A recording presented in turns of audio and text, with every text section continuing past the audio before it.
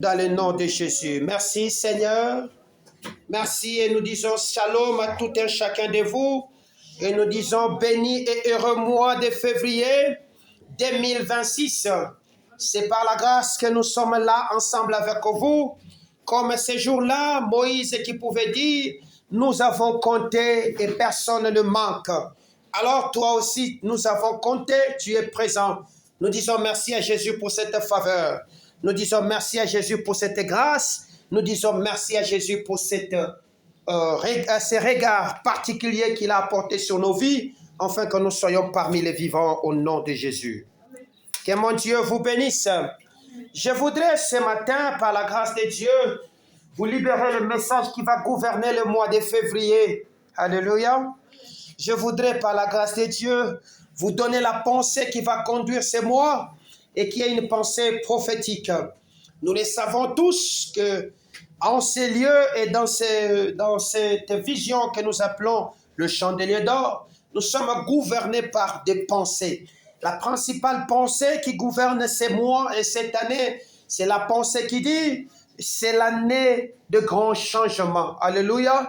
Et pour ce mois de février particulièrement, le Seigneur a préparé une parole qui vient compléter, qui vient s'asseoir sur la grande pensée qui s'appelle la pensée des grands changements. Dans le grand changement, nous voulons savoir qu'est-ce que le Seigneur a dit et qu'est-ce qu'il peut voir pour nous pour février 2026. Alléluia.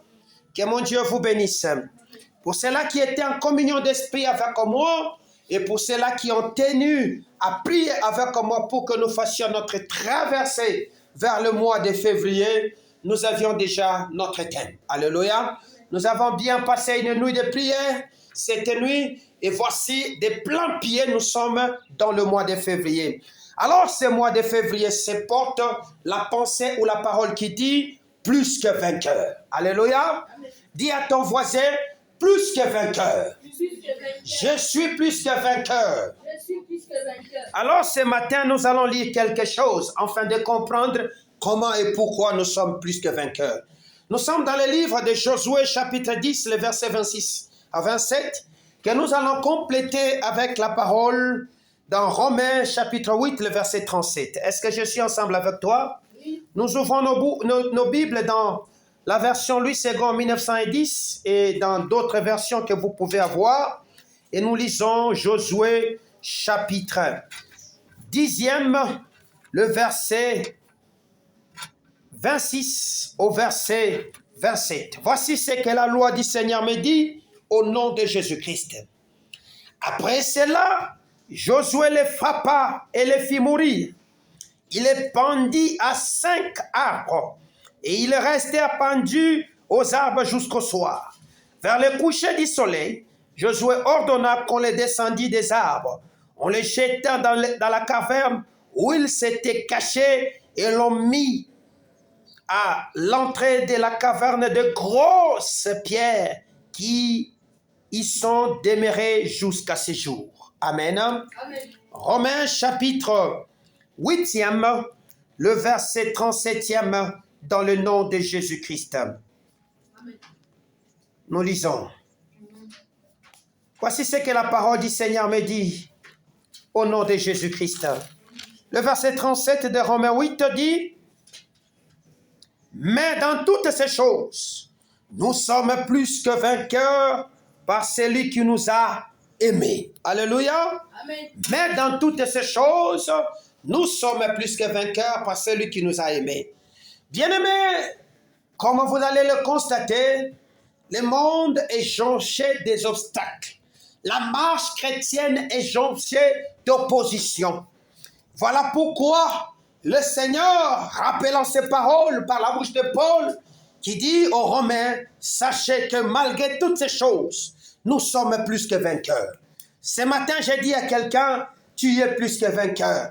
Malgré les rejets, malgré les obstacles, malgré les refus, malgré les maladies, malgré tout ce que tu es en train de subir, le Seigneur me dit de te dire, en ce mois de février, tu es plus que vainqueur. Alléluia. L'opposition à Dieu est une réalité que nous rencontrons dans notre vie chrétienne de tous les jours. Ça, personne ne peut l'ignorer. Alléluia.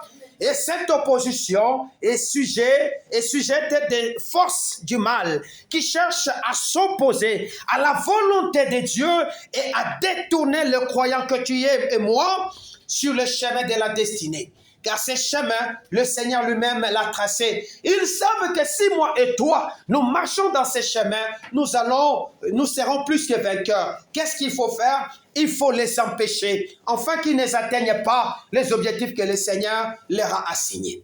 Alléluia. Amen. Le Seigneur a des projets pour toi. Et ces projets, ce ne sont pas des projets de malheur.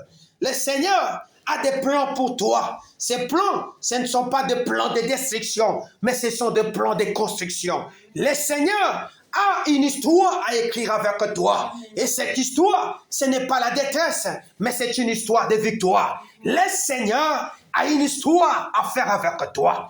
Voilà pourquoi, lorsqu'il est arrivé sur la patte qui s'appelle toi là, il n'a pas voulu te créer à l'image d'un animal, mais il t'a créé toi à son image. Et il a mis de sa parole en toi, afin que tu sois capable d'accomplir ce que lui cherche en toi sur cette terre. Bien-aimé, tu n'es pas venu comme une génération spontanée où tu passes. Non, tu es appelé à laisser des traces et des marques sur cette terre. Et ces traces sont inscrites. Le projet de ces traces et de ces impacts que tu dois laisser sur la terre sont inscrits en toi. Alléluia. Et c'est ce que nous appelons la destinée. Alléluia. C'est l'ensemble des paroles que le Seigneur a bien déclarées sur ta destinée et qu'il a inscrites en toi et qu'il veut que tu découvres. Et lorsque tu découvres cet ensemble de paroles et que tu y marches, tu es en train d'atteindre, d'aller petit à petit vers la grande victoire. Alléluia. C'est comme ça que le diable, connaissant que si ses enfants marchaient sur ces chemins, nous serons vaincus. Qu'est-ce qu'il faut faire? Empêchons-les. Dans la nature du diable, il y a ce que nous appelons l'opposition.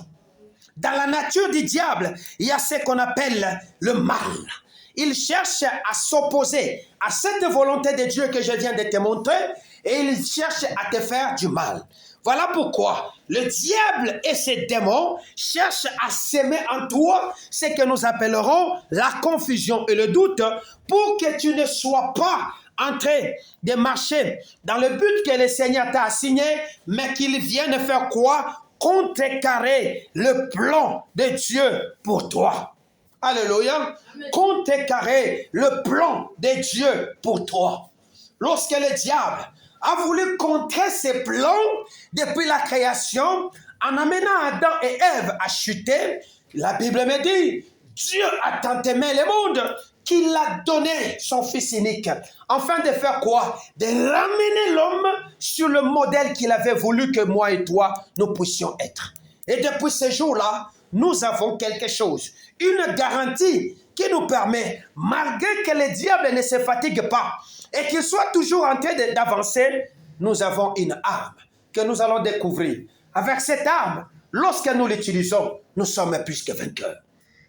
Alléluia. Amen. Les forces du mal peuvent se manifester dans plusieurs systèmes, dans plusieurs manières. Voilà pourquoi le mal aujourd'hui est devenu comme un système, une idéologie. Le mal aujourd'hui s'est incarné dans l'homme pour s'opposer à la vérité de Dieu. Le mal est en train de s'infiltrer dans l'Église aujourd'hui au travers de fausses paroles et de fausses religions. Le mal est en train de s'infiltrer dans les couples afin de changer l'idéologie qu'il y a dans l'homme pour les amener à changer le modèle que Dieu avait mis. Le mal est en train de s'installer aujourd'hui, même dans les enfants, afin que ceux-ci n'obéissent pas aux parents, afin qu'ils n'aient pas une longue vie. Le mal aujourd'hui s'est installé dans le système politique et qui a corrompu tout le monde pour que ceux qui nous dirigent ne puissent pas atteindre les objectifs que Dieu a assignés. Le mal est partout et le mal, c'est le diable. Est-ce que je parle à quelqu'un?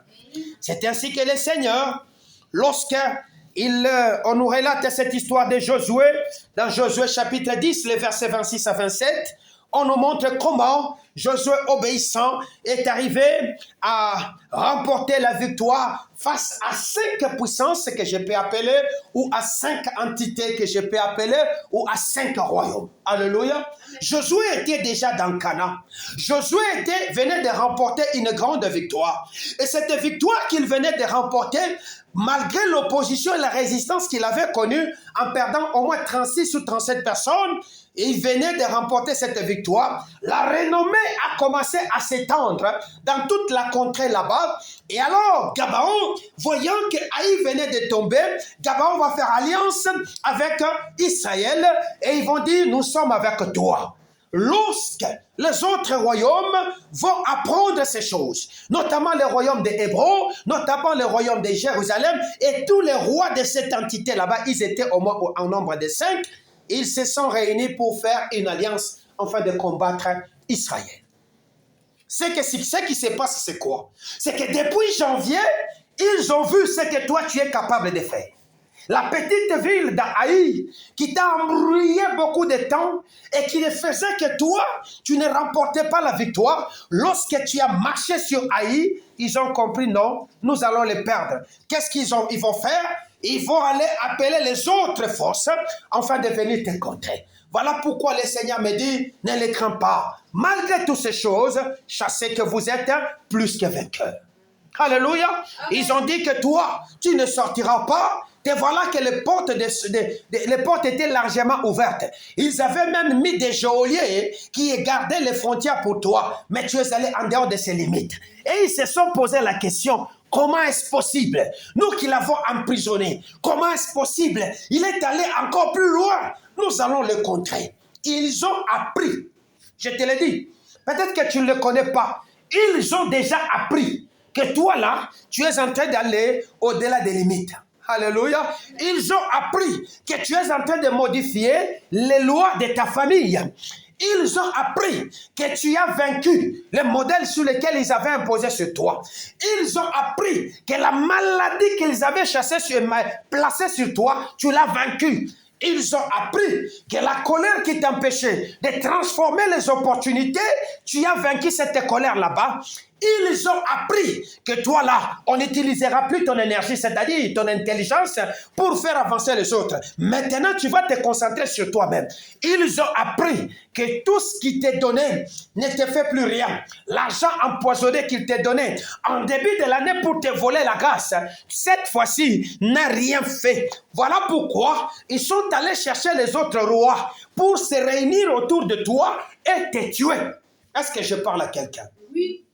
Ils sont allés chercher les autres rois. Alors, c'était, je peux le dire, des rois rebelles qui faisaient partie des peuplades qu'on appelait les Amoréens. Alléluia. La distinction et la caractéristique principale des peuples amoréens, c'était quoi? C'était un peuplade très bien organisé politiquement, qui avait une bonne armée. C'était un peuplade qui était ancré dans l'idolâtrie et dans la sorcellerie. Alléluia. C'est-à-dire, ceux qui viennent cette fois-ci, ce sont des gens organisés. Ce sont des gens qui connaissent les tactiques de guerre spirituelle, des combats spirituels.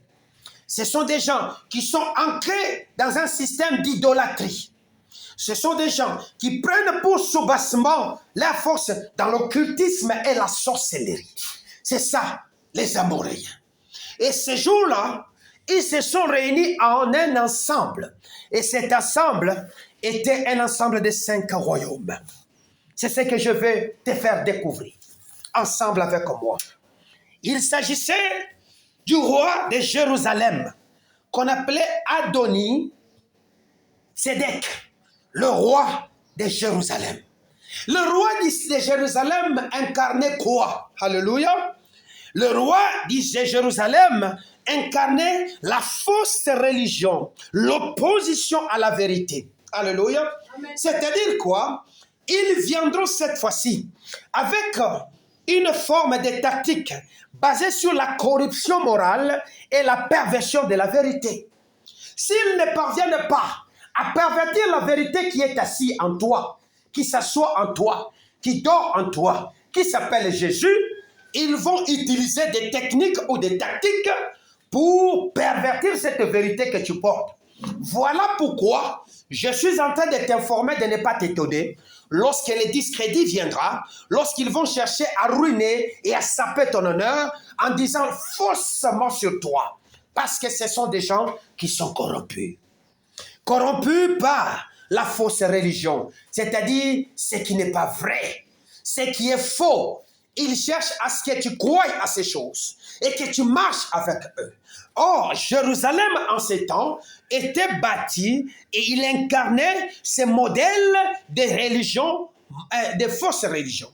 Voilà pourquoi moi je ne suis pas étonné aujourd'hui par les faux prophètes, les faux docteurs ou les faux enseignants qui pilulent gauche-droite avec des enseignements qui n'ont pas de fondement de notre doctrine de la foi. Alléluia. Et qui cherchent à nous amener à croire à des choses qui sont contraires à la vérité. Qui vont te dire, fais ceci, fais cela. Bien-aimé, tout ce qu'on te dira, prends-le, viens le contrer sur la vérité de la parole. Si ça ne clope pas, laisse. Est-ce que je parle à quelqu'un? Que représentent ces 5 rois? Le premier roi, c'est le modèle de la corruption et la perversion de la vérité. Le second roi, qu'on appelait Oran, c'est le roi d'Hébron. Alléluia. Amen. Le roi d'Hébron symbolise la confiance en la force et à la puissance humaine plutôt qu'à Dieu. C'est-à-dire quoi? Il y a des gens qui viendront comme fausse compagnie, comme fausse amitié, comme fausse relation ou des convictions humaines en toi, afin de t'amener à croire que tu es capable, par ta force et par ta puissance humaine, à faire des choses de toi-même au lieu de croire en Dieu. Alléluia. Amen. La Bible me dit, si l'Éternel ne bâtit la maison, c'est qu'il les bâtisse en vain. Car il est celui qui veille, il est celui qui ne dort ni ne sommeille, c'est Dieu là-bas. Il est là, il dit, sans lui, vous ne pourrez rien faire. Ce qui te trompe aujourd'hui, en croyant que tu es capable de faire ta vie en singleton, en croyant que tu es capable d'avancer sur la voie de la vérité toi-même, on t'a enseigné que les autres, ce sont des occultistes, ce sont des sorciers, tu ne peux pas s'associer à eux, tu peux faire tout ce que tu veux, tu crois que tu es capable, ton intelligence là, on ne peut rien t'apporter comme conseil, tu es capable de tout faire de toi-même. Bien-aimé, sache-le, tu seras vaincu. Alléluia. Parce que le Seigneur a dit à Josué, frappe-les. Et lorsque Josué marche, Josué les a vaincus. Mais Josué, c'est qui? C'est l'incarnation du modèle de Jésus, Yoshua. Est-ce que je parle à quelqu'un? Oui. Le troisième roi, c'est Piram, roi de Jarmuth. Roi de Jarmuth, qui symbolisait la tentation à se fier à sa sagesse humaine plutôt qu'à Dieu. La tentation à se fier à sa sagesse humaine plutôt qu'à Dieu. Alléluia. Or, la sagesse humaine est une folie. Ne te fie pas. La Bible dit, ne sois pas sage à tes propres yeux. On te conseille, tu ne veux pas écouter. On te montre la voie, tu ne veux pas faire. Tu es là, un but d'orgueil. Dans cette bouffée d'orgueil toi-même, tu te fermes, tu ne veux pas écouter.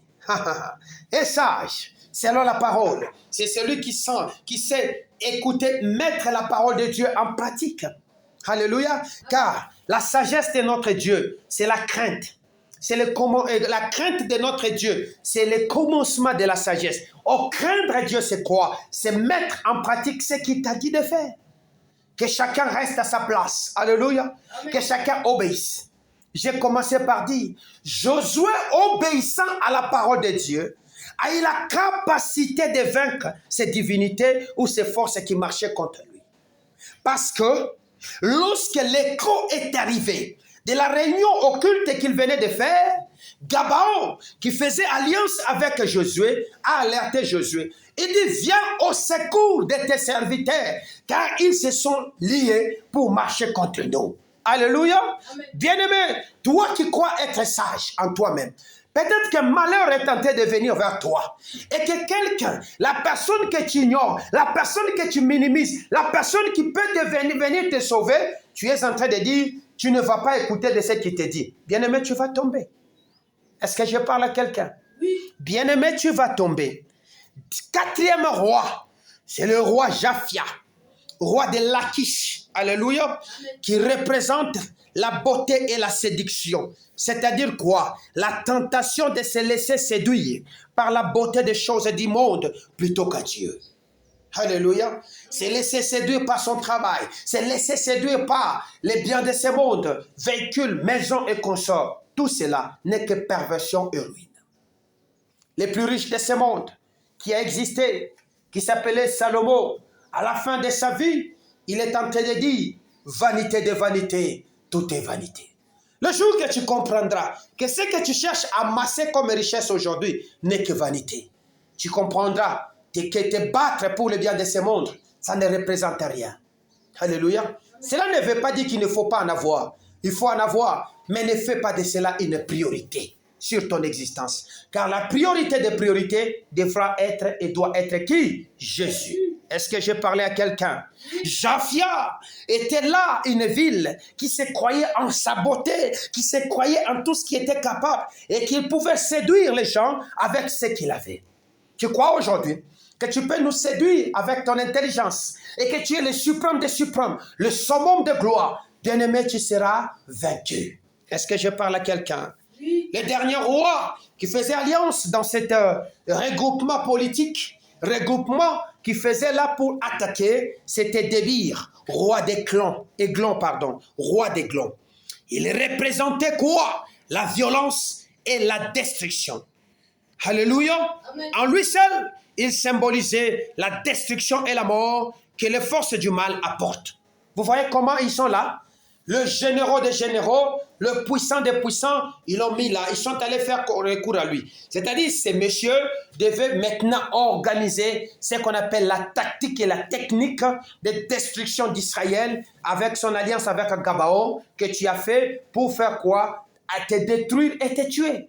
Cette alliance de ces 5 nations n'avait pas la vision de chercher à contrer Israël, mais à réduire Israël en néant et à les ruiner. Voilà pourquoi, lorsque Josué a été alerté, il les a frappés, il les a tués, il les a pendus. C'est-à-dire quoi? Il les a mis en opprobre et en humiliation. Parce que celui qu'on pendait sur le bois, c'était une forme de discrédit et de l'humiliation. Il y a des choses que tu dois pendre dans ta vie. Alléluia. Amen. Il y a des choses que tu dois pendre dans ton existence. Il y a des choses que tu dois pendre. Si tu veux que tu sois plus que vainqueur en ce mois de février et que tu puisses vivre de la gloire que le Seigneur a préparée pour toi, il y a des choses qu'il faut pendre.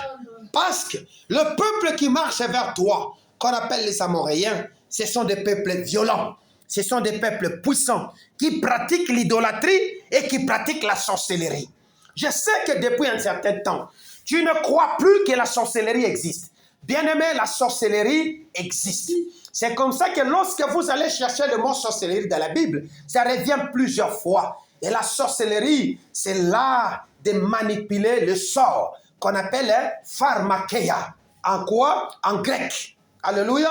Amen. Voilà pourquoi, du temps de la reine Esther, dans Esther chapitre 3, le verset 7, on disait que Aman, je crois, il était en train de faire quoi? Il était en train de faire de jeter le sort sur tout le mois pour que Israël soit détruit. Tu ne sais pas qui jette le sort. Tu ne sais pas celui qui fait des pratiques. Tu ne sais pas celui qui fait des imprécations.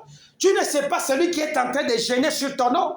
Tu ne sais pas celui qui envie ton poste. Tu ne sais pas celui qui envie ta santé. Tu ne le sais pas. Mais si tu t'appuies sur ton Dieu, tu seras plus que vainqueur. Et le Seigneur mettra en déroute. Parce que notre Dieu est puissant. Et sa puissance qui agissait en ces temps a vaincu le royaume des Amoréens. Quelles sont les forces du mal qui s'opposent à notre avancée? Parce que toutes ces forces étaient là pour contrecarrer l'avancée des peuples d'Israël, pour les empêcher de prendre possession du pays du repos, dans sa globalité et dans son entièreté. C'est-à-dire quoi? Je parle aux hommes qui sont déjà sur le pays du repos, qui sont déjà dans la bénédiction de 2026, qui sont déjà en train de voir les changements. Mais ils ne veulent pas que tu puisses avoir un changement intégral, un changement complet, un changement total. Ils ne veulent pas. Voilà pourquoi ils ont dit dans cette réunion-là, où le Seigneur nous a permis d'entendre de nos oreilles ceux qui sont en train de conspirer contre toi, ils ont dit quoi? Empêchons-les. Comme il a déjà commencé à voyager, empêchons-les. Comme il a déjà commencé à voir les opportunités, empêchons-les. Comme il y a la paix, empêchons-les. Comme ils sont devenus doux, ils se comprennent maintenant, hein? Empêchons-les. C'est ce qu'il dit dans la réunion. Cette nuit, toi qui dormais là, qui ne voulais pas entendre, nous avons entendu ces choses. Est-ce que je parle à quelqu'un? Nous avons écouté ces choses. C'est comme ça le Seigneur dit, vas-y avertir mon peuple qu'ils sont plus que vainqueurs. Pourquoi? Parce que cette fois-ci, il est debout. Il est debout. Je vais te montrer ses forces qui empêchent à un croyant, qui empêchent à un chrétien d'avancer. Alléluia. Dans la manifestation de la bénédiction que le Seigneur lui a donnée dans une année ou dans sa vie terrestre. C'est quoi au juste? La première des forces qui peut t'empêcher. Parce que Gabaon a manifesté cela. Gabaon qui avait déjà l'alliance avec un royaume fort qui était le royaume d'Israël, lorsqu'il a appris ces choses, il a manifesté cette force-là et quoi? Il a manifesté ces choses parce qu'il voyait cette force qui avançait à grande vitesse. Ah, je sais une chose. La Bible me dit, lorsque l'ennemi viendra comme un torrent d'eau, l'Esprit de l'Éternel le mettra en déroute. Nous avons l'Esprit de Dieu qui est prêt à mettre en déroute l'ennemi qui marche contre nous. La première des forces occultes que le diable utilise pour t'empêcher d'avancer dans la vie, c'est quoi? La peur. Est-ce que je parle à quelqu'un? Oui. La peur. La peur de l'échec, la peur de souffrance, la peur de la mort, la peur de tout. Il viendra pour t'effrayer. Voilà pourquoi le peuple de Gabaon ont eu peur. Mais heureusement qu'ils ont eu peur, mais ils ont aussi compris qu'il faut faire appel à notre allié avec qui nous avons signé un contrat. Tu as un contrat avec le puissant de ce monde qui s'appelle Jésus.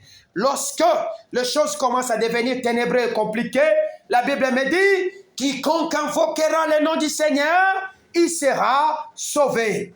Invoque-moi, je te répondrai. En d'autres termes, appelle-les. Gabaon a appelé Israël. Oh, Josué a répondu pour aller contrer l'avancée et détruire les 5 nations qui s'étaient liguées pour les empêcher d'avancer.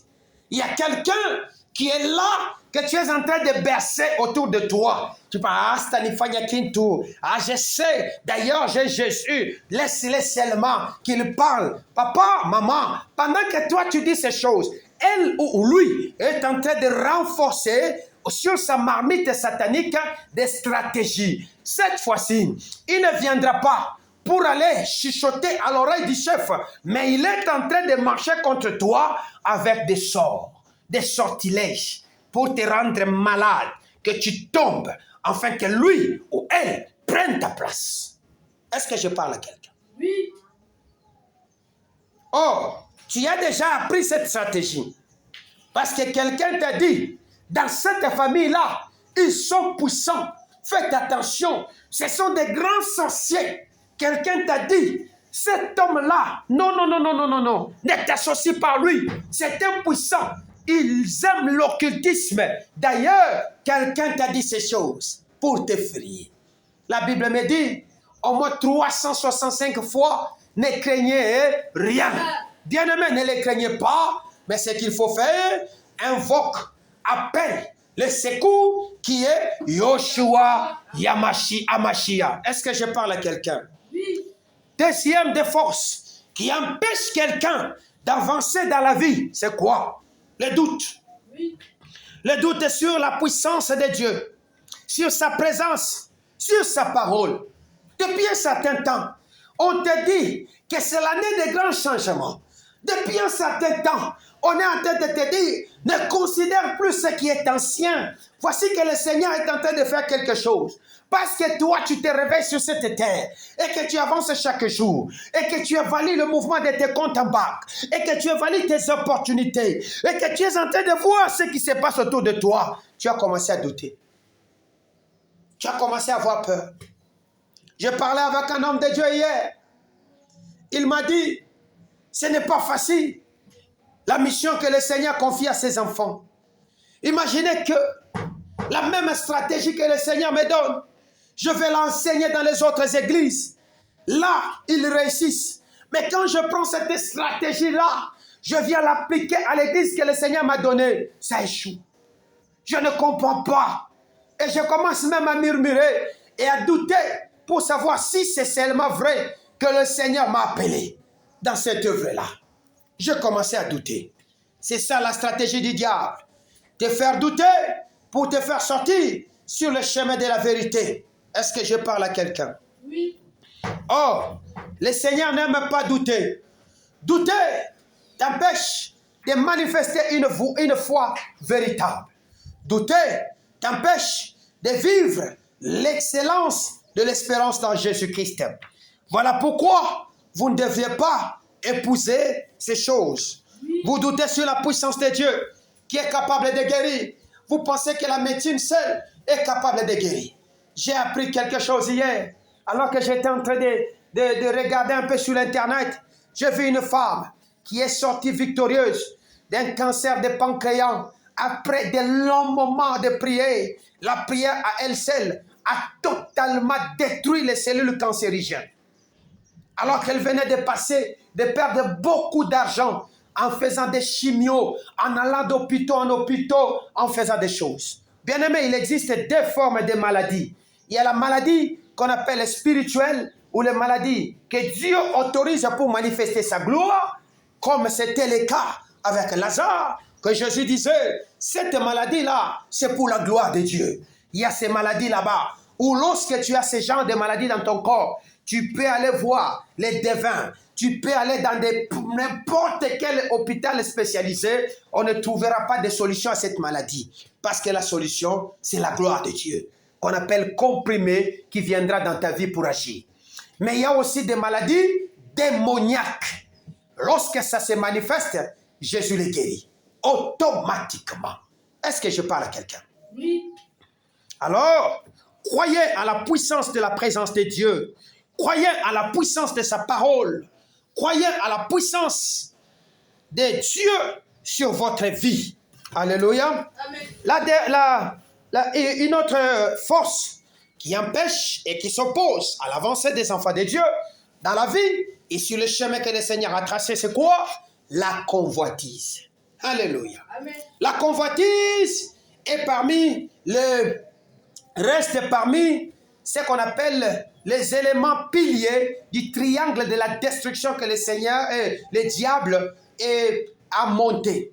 Alléluia. Amen. Il y a la convoitise des yeux, il y a la convoitise de la chair, il y a l'orgueil de la vie. C'est ce qui définit le triangle de la destruction. Dans ces trois éléments que je viens de citer, c'est par là que le diable entre.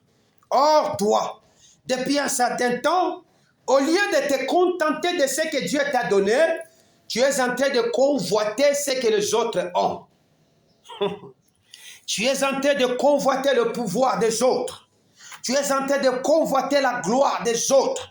Tu es en train de convoiter les biens des autres. Or, la Bible nous dit quoi? N'enviez pas. Bien aimé, toutes ces choses se trouvent en Jésus. Si tu en as besoin, demande à Dieu. S'il y a des guerres sur la terre aujourd'hui, c'est à cause de la convoitise. S'il y a des guerres jusqu'aujourd'hui, c'est à cause de la convoitise. Beaucoup de guerres sont là juste pour la convoitise. Parce que quelqu'un dans son pays, il n'a pas de terres arabes, il voit ça dans l'autre pays, et que ce pays est mal organisé, il s'est dit, organisons-nous. Les autres avaient mal défini les frontières, je dois prendre une partie de cette terre, ça nous appartient. À cause de quoi? De la convoitise.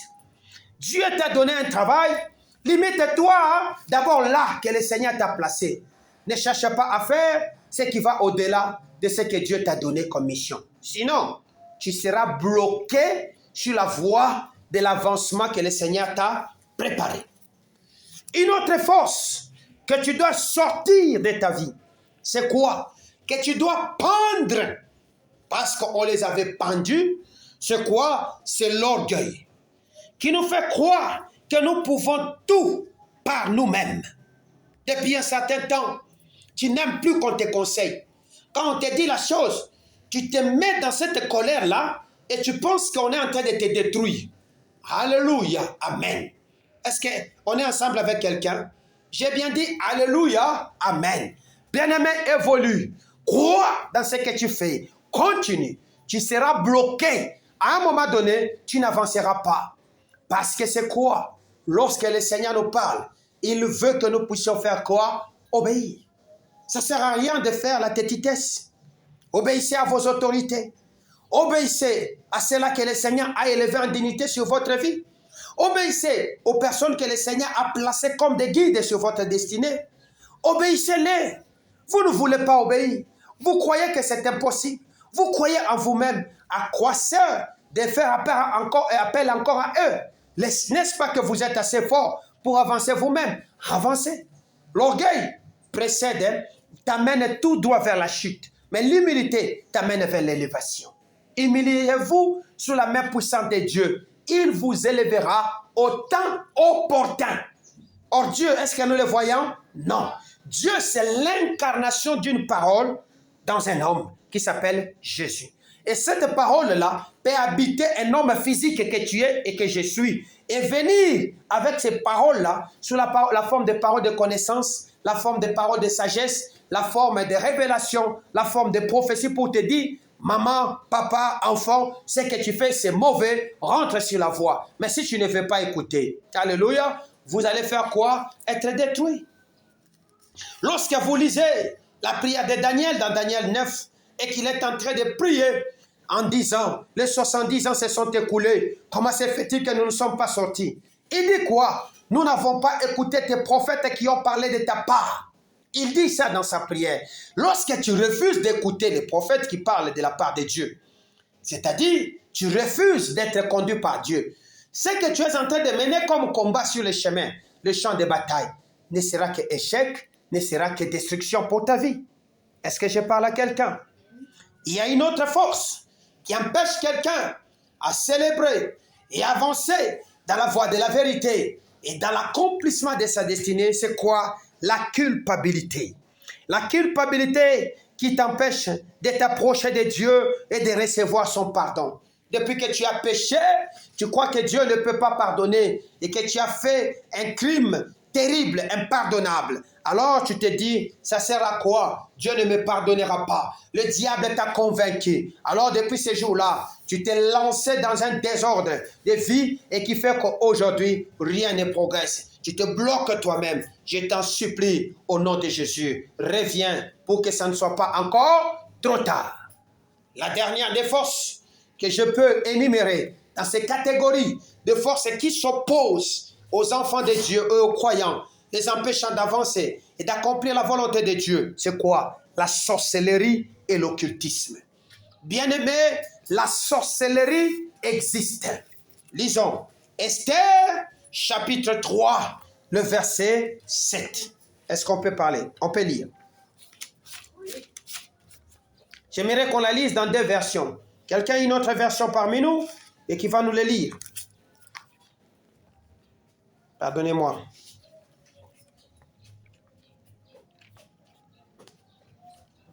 Esther, chapitre 3, est-ce que quelqu'un a trouvé rapidement?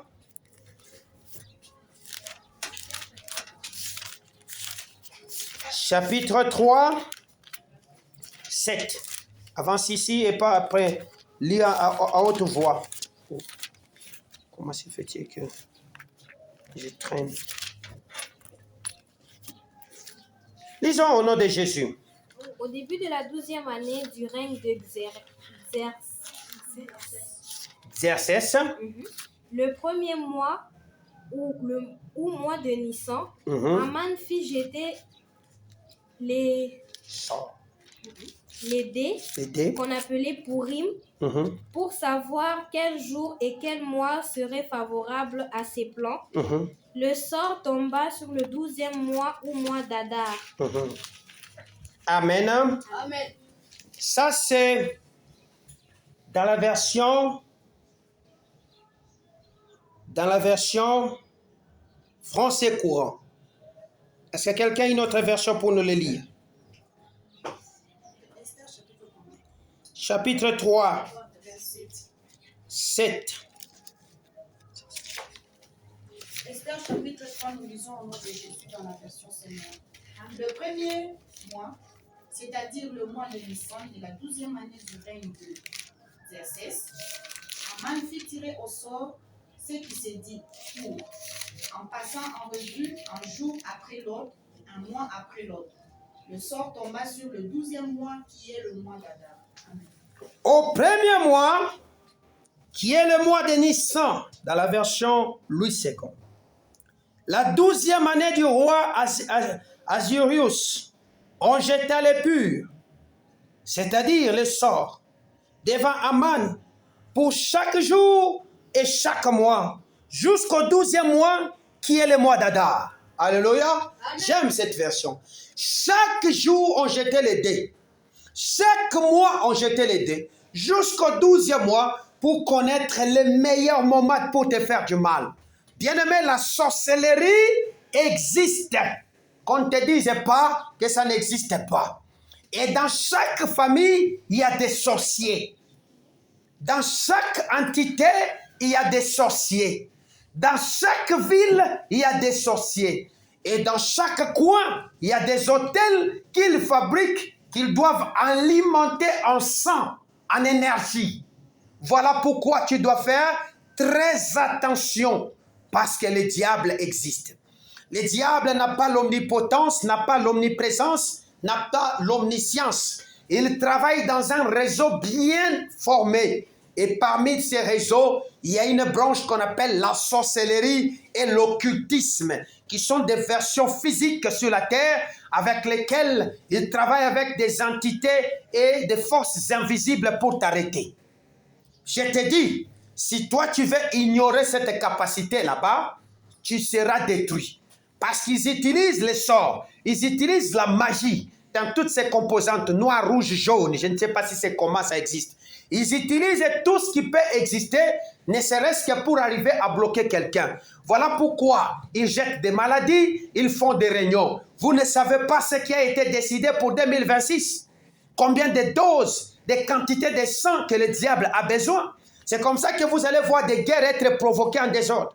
Des déraillements, des accidents d'avion, des choses qui arrivent sans explication. C'est selon vous, humains. Mais dans le monde occulte, ça a une explication. Parce que dans chaque période, il y a des choses qui doivent entrer en ligne de compte. Bientôt, nous allons commencer réellement une année. C'est-à-dire où le budget doit entrer en quoi? Doit entrer en exercice. Et ce n'est pas seulement le budget des sociétés humaines. Même le monde occulte a besoin d'entrer en exercice. Et le mois de mars, c'est un mois tournant. Et si toi, là, tu ne veux pas te préparer et tu penses que tout ce que nous te disons, c'est faux, alléluia, reste dans ce que tu es en train de faire. Parce que lorsqu'on va te frapper, comme Aman, qui était en train de s'organiser chaque mois, alléluia, bien-aimé, tu vas crier, ça sera trop tard. Esther n'avait pas ignoré ces choses. Mardochée n'avait même pas ignoré ces choses. Il savait. C'est comme ça que la reine, ayant compris la stratégie, elle a demandé d'organiser un jeu pour qu'elle ait le courage d'aller se défendre devant le roi Assuérus, qui était là pendant ce temps-là, et qu'il puisse défendre ses causes. C'est à cause de la prière qu'il a mis fin à une stratégie de destruction d'une nation. Tu es une nation. Tu es la main de Dieu. Et Dieu a préparé des projets en toi. Il y a des forces occultes qui se sont réunies pour te dire tu ne vas pas avancer. Alors qu'est-ce qu'il faut faire? Il faut appliquer le sang de Jésus. Parce que la Bible dit, nous l'avons vaincu à cause du sang de Jésus et des paroles de nos témoignages. Il ne s'agit pas seulement de prendre le sang de Jésus et l'appliquer, mais il faut aussi obéir à la parole de Dieu. Parce que dans la stratégie de combat spirituel, l'obéissance vaut mieux que toute autre chose. Parce que quand tu n'obéis pas, tu vas tomber. Pour prendre la petite ville d'Aï, Israël a peiné parce qu'ils avaient foulé aux pieds les principes que le Seigneur leur avait donnés. Alléluia.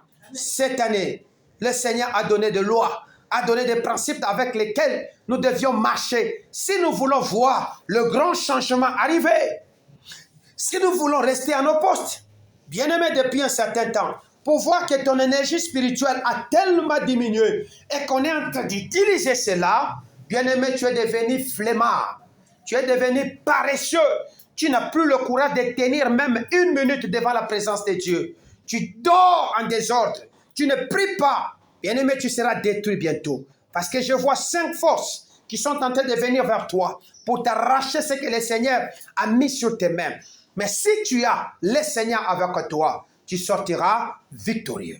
Voilà pourquoi, lorsque Paul écrit aux Romains, il dit, malgré ces choses, nous sommes plus que vainqueurs par celui qui nous a aimés. Alléluia. Malgré ces choses. Quelles sont ces choses?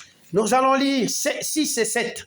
Afin que vous sachiez ces choses-là qui étaient en train d'embêter Paul et ses compagnons en ces temps là-bas.